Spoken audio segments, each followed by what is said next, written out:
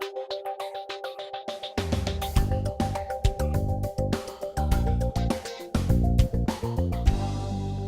I'm John Markowitz. I'm an engineer here at the New York Power Authority, and I'll be speaking today about our Case Solar program.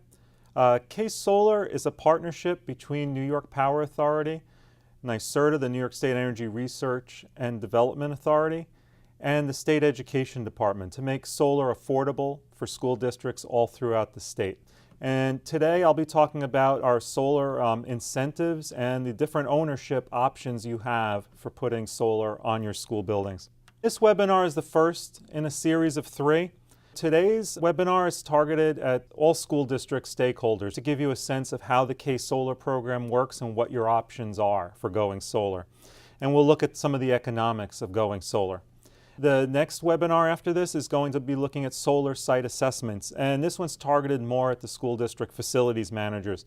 We'll talk about how to know if your sites are feasible and what the construction process looks like.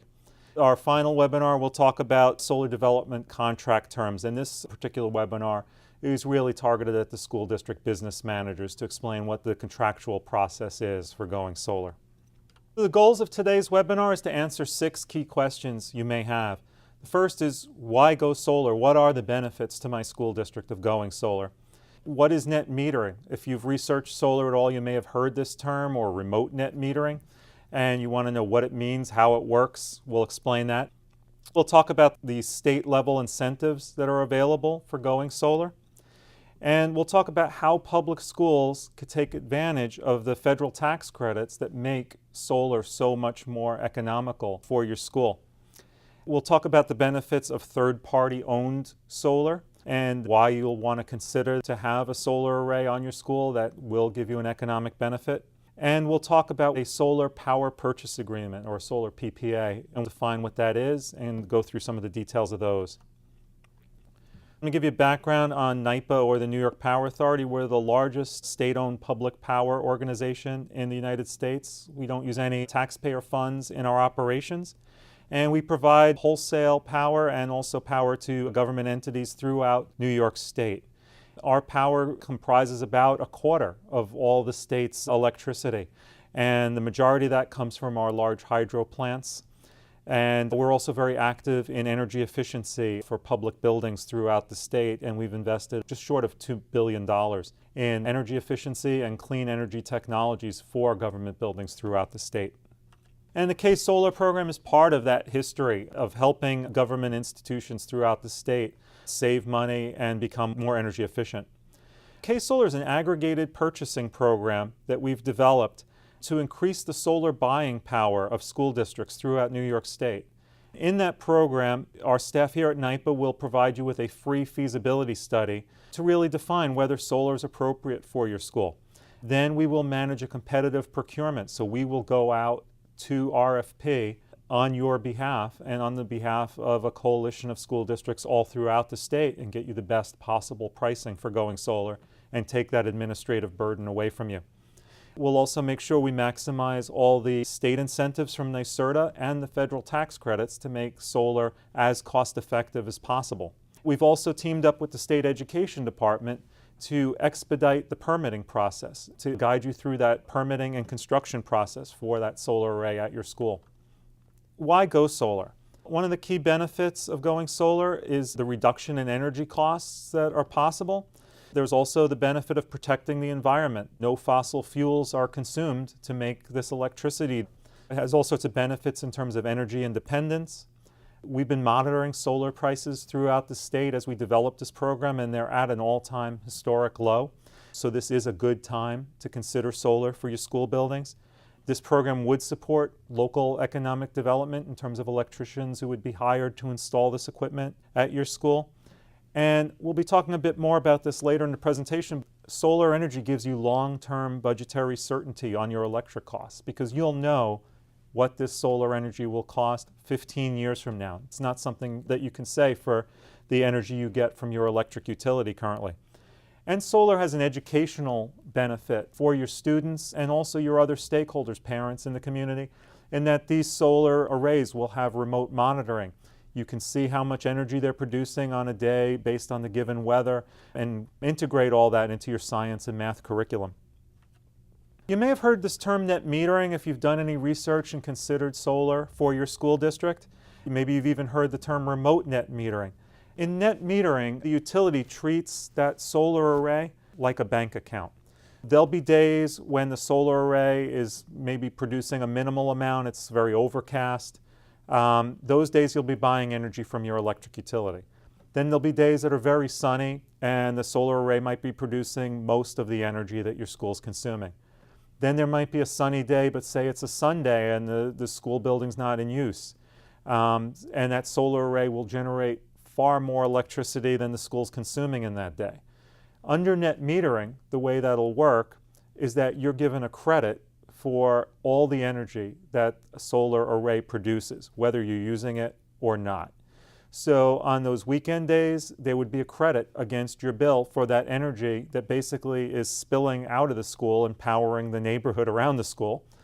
And that negative credit would be banked against the energy that you consumed on that overcast, cloudy day when the school was in operation. So you're basically spinning your electric meter in reverse and getting full credit for that energy. It's a very attractive arrangement that the utility has for compensating you for the solar energy that's going to be on the roof of the school. Remote net metering is a similar concept, except it allows you to do the same thing with multiple electric meters. So say the school district has an empty field next to a transportation depot that's unused, and you'd rather put solar there than put it on the roof of a school building. But that transportation depot uses a minimal amount of energy, but you have an enormous field that could generate a lot of solar energy. Well, you can host the solar array on that empty field and then use it to spin the meter backwards at your high school building, where you're actually consuming the energy. So that's a very attractive benefit as well, and it allows you to do solar economically at your facilities. In terms of the state incentives that come from NYSERDA, there are incentives that would be available through this program for going solar. These are rebates that basically come right off the top of the cost of doing the program. In the K-Solar program, where a third party is going to own the solar array, these rebates actually end up going to the solar developer that you work with. They then forward you a lower energy price because they're taking advantage of these NYSERDA rebates, which can cover as much as a quarter of the cost of going solar. But something to notice on this slide is that these solar rebates do go down over time. So the school districts that sign up the earliest, that make it through the contractual process, and start construction the earliest on their solar arrays will get the most of these state solar incentives. So there really is a benefit for doing the research up front, deciding as early as you possibly can to go forward with the program. What other incentives are available besides for this state incentive? There's a very generous federal tax credit that's available for tax-paying entities that go solar.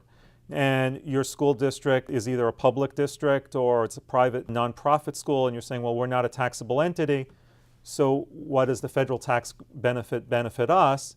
If a privately owned third party owns the solar array that's on your school, they can take advantage of the full federal tax credit, which is currently 30%. There's also accelerated depreciation benefits that these third-party private owners can take advantage of. And when you combine the federal tax credits with these accelerated depreciation benefits, in total it could cover about half of the cost of developing a solar array on your school. So you could see how it could be much more economically attractive for this privately held third party to own and operate the solar array on your school property.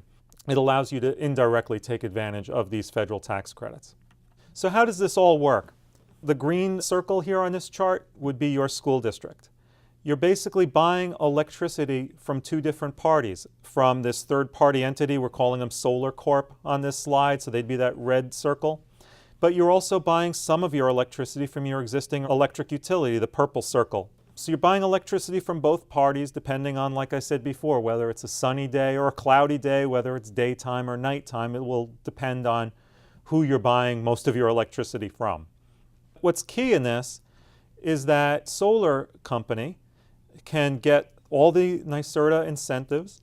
They qualify for all that, but they also qualify for the federal tax incentives that we spoke of. How do these two things compare? Third-party ownership to school-owned. The key is that the federal tax incentives, that the third-party owner can qualify for those, they forward the savings that they get from those tax credits onto the school district in the form of lower cost solar energy. So that's the key benefit, the key difference between the two. Another key difference is operations and maintenance. Your facility staff are not the ones who are going to have to maintain the solar array. This third party will do that for you. That's their expertise. If the school district owned their own solar array, another issue that you'd be looking at is production risk. If for any reason a component in the solar array fails, then it's your staff or a vendor of yours that have to replace that, and now there will be a period of time where that system is not producing electricity and you're buying all your electricity from your electric utility again. Under this third-party ownership structure, that third party is responsible for keeping that solar array operational as much as possible. You don't pay them if it's not operational. So there's no operational risk on the part of your school district. What is a solar PPA, or power purchase agreement? It's basically a contract between you, the buyer, the school district, and the owner of this solar array that you will buy all the solar energy coming off that array for a long-term period. And these typically are 20-year contracts. And it contains all the terms of the energy sale. So there will be a price per unit energy. It'll define the term of the sale. It could be anywhere from 15 to 25 years. There would be an ownership transfer option.